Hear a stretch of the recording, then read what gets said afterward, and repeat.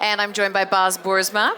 And Boz is a leading urban innovation and digitalization specialist and an executive with 20 years of experience in the smart city space.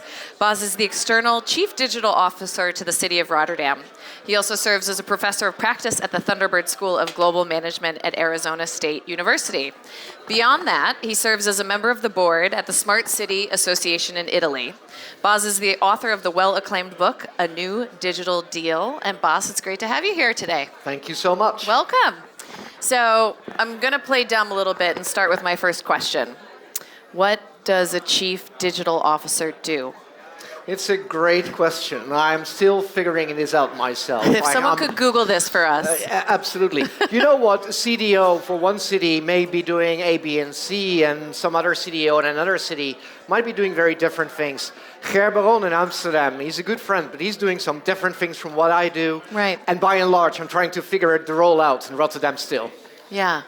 And so what does Gert do? What do you focus on? What would you kind of describe as the pillars of where your attention lies these days? So first of all, I was mandated as the external CDO of the city. So I'm not responsible for the IT, keeping the hardware running, the Microsoft licenses. I do not do that, which is great, right. Which makes my job much more fun. Right. No, I'm really on the external side. So the municipality leadership figured that actually it might be great if City Hall would not be the sole inventor of all of the great ideas and push that out into the city, but that City Hall would actually be open to great insights outside in, which is part of my job, but also to establish new partnerships or help partnerships evolve beyond the great and of the stuff already happening in the city. So that's my job, which is cool.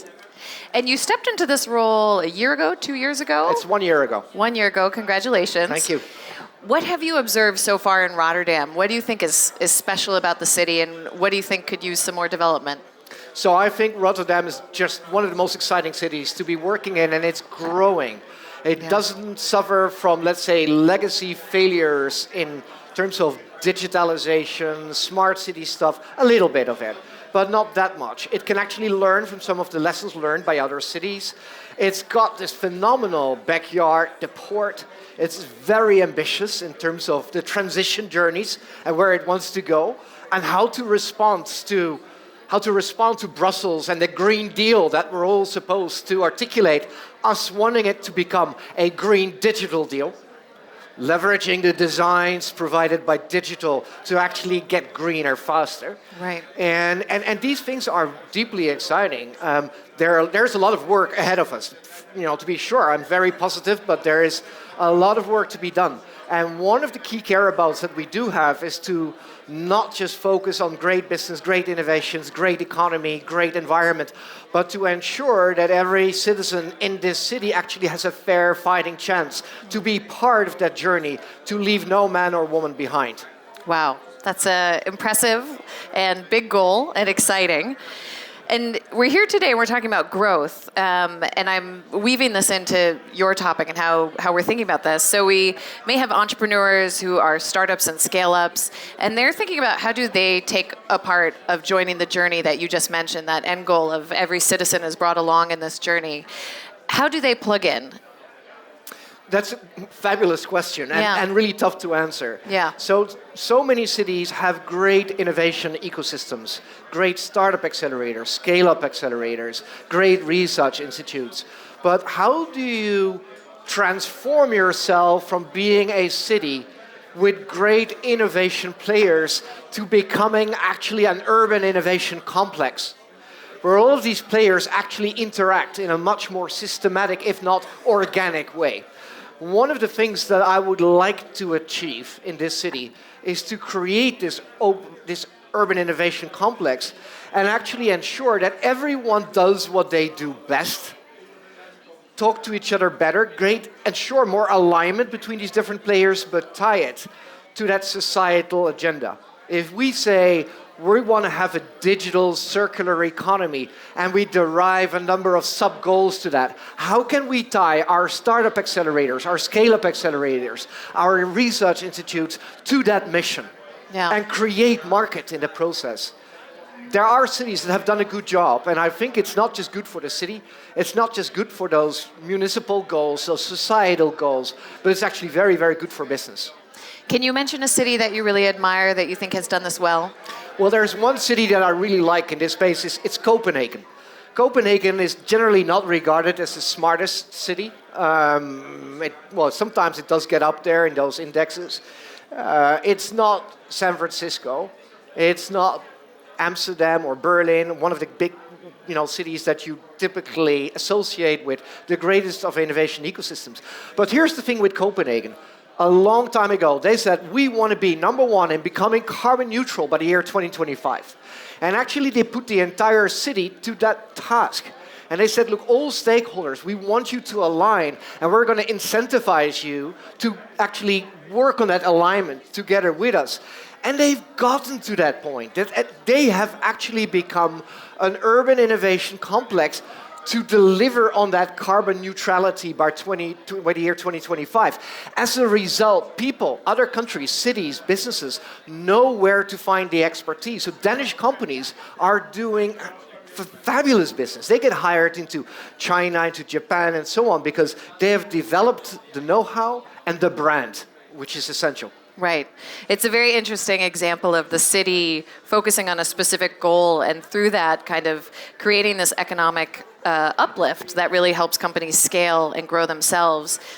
Since I've been working in Rotterdam for 7 years, 8 years, one of the topics has always been, do we have too many goals? Do we try and do a little too much of everything, of a little med tech and a little circularity and a little maritime and clean energy?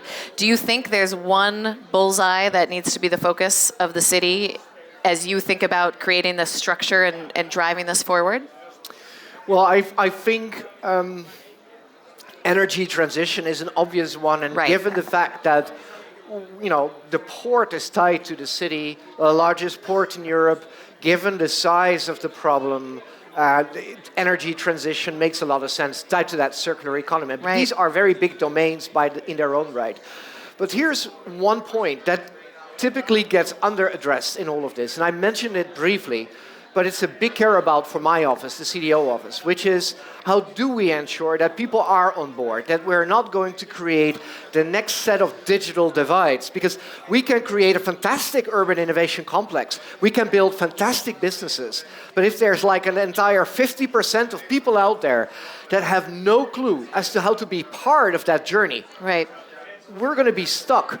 There is an entire tribe of people out there that are under the impression that they're online quite simply because they have access to their Facebook page. Right. And that's not what digitalization is all about. You've got to get those people on board if you're actually going to be successful in creating that urban innovation complex. If we're going to do that on a different level from where people live, what their lives look like, we create new problems for ourselves. Yeah, and then it's really a tale of two cities operating across from each other. This is top priority. Yeah, we got to get it right.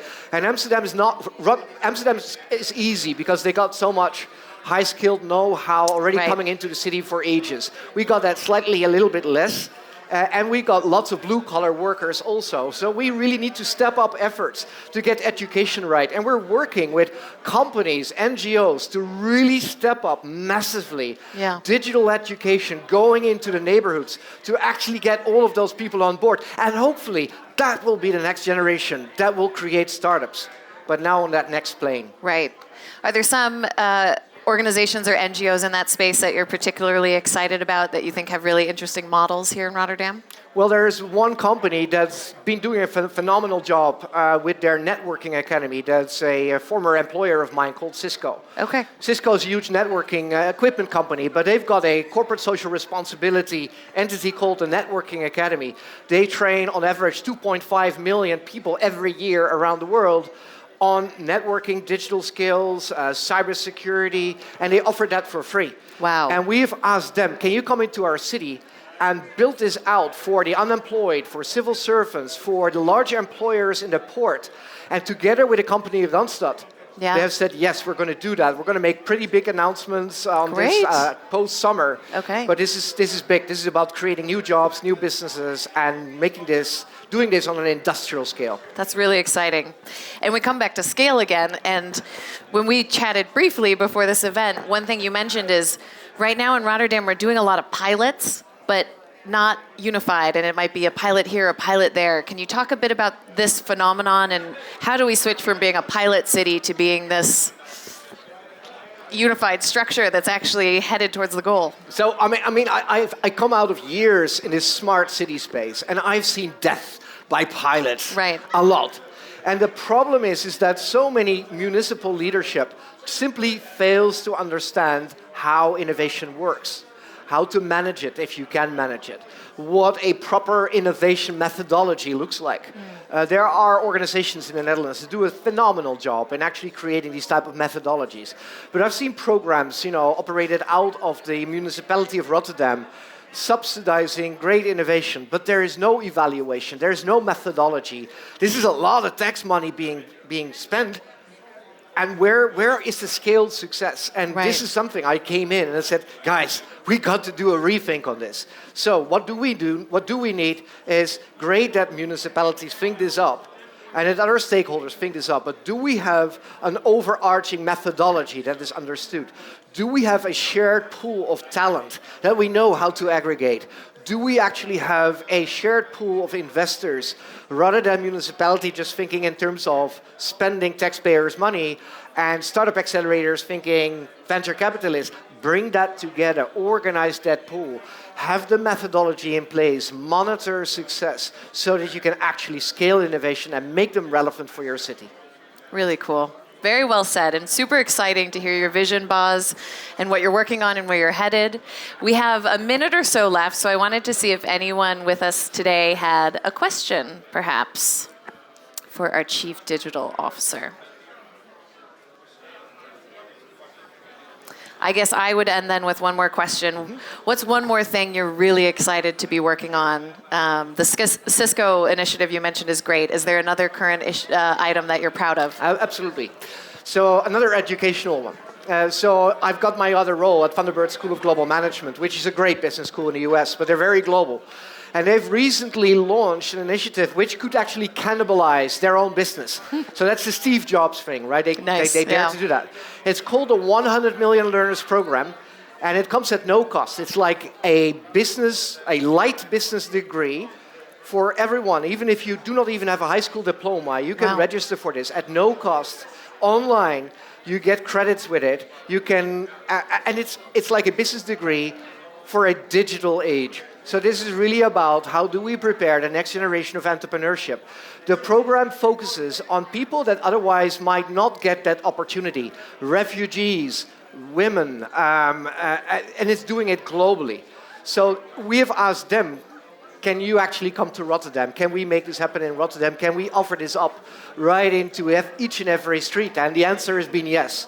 So that's another thing that I think is profoundly cool. Wonderful. Education is the platform for everything. Absolutely. On which we build. It's the start. Wonderful. Please join me in thanking Boz for being here and sharing with us. Thank you very much. And I hope everyone, thank you for spending time with me today. It was great to chat with you all, and I hope you enjoy the rest of the short time we have together at Upstream. So thank you. Thank you.